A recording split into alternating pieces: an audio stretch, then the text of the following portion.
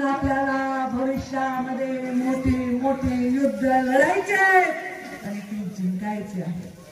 युद्धामध्ये तुम्ही मोठ्या मोठ्या लोकांचे उदाहरण घ्या। झाशीची राणी काय झालं?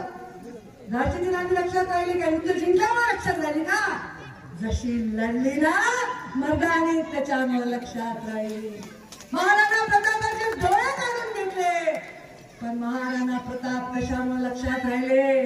कुणासमोर नाही झुकले म्हणून। आणि आमचे संभाजी राजे आणि अंगातला रक्ताचा एक एक थेंब सांडला, पण कुणासमोर शरण गेले नाही। त्यांच्या या मातीतल्या आपल्या स्वाभिमानी मातीतली आहे काय? आज आमदारकी काय मोठी गोष्ट? विधान परिषद गेल्याने मिळाल्याने मला काही फार मोठे अलंकार मिळाले तसं ना, पण तुमच्या चेहऱ्यावर जे प्रसन्नता आहे त्याच्यावरून माझ्या नेहमीच्या पद्धतीने किती मी नजर काढून नजर वाळू मला प्रश्न पडला। संडे टू मंडे नाही रे, मंडे टू संडे।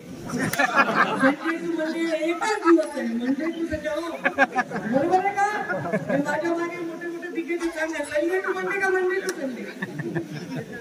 आणि गोपीनाथ मुंडेकर मुंडेची एवढी औकात नाही, पंकजा मुंडे एवढा मोठा माणूस नाही एवढी मोठी।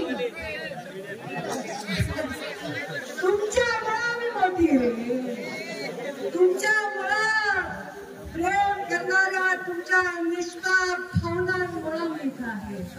माझी काही औकात नाही। ज्या दिवशी तुम्ही सगळ्यांनी विचार गोळा करून याच मैदानात मला दिले आणि या मैदानात एका ट्विटवर एका रात्रीत फक्त एक मंच आणि माईक ठेवून तुम्ही लाखोच्या संख्येने उभे राहिला, या मातीमुळे या भगवान बाबाचं जन्मस्थान याच्यापेक्षा काय पवित्र जागा असेल?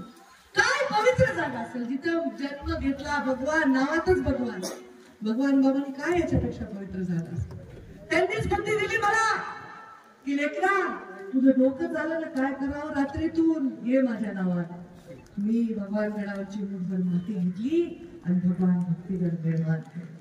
आठवा श्रीकृष्णाने काय केलं? आपल्याला काय सांगायचं? माणसं एकमेकाच्या अंगावर घालायचे मारायचे का? नाही।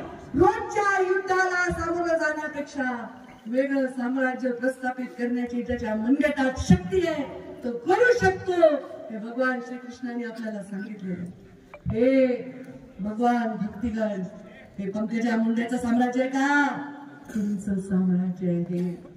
इथे आज 5 किलो का अर्धा किलो दसरा झालं, घेऊ अर्धा किलो दसरा चला म्हणा ना।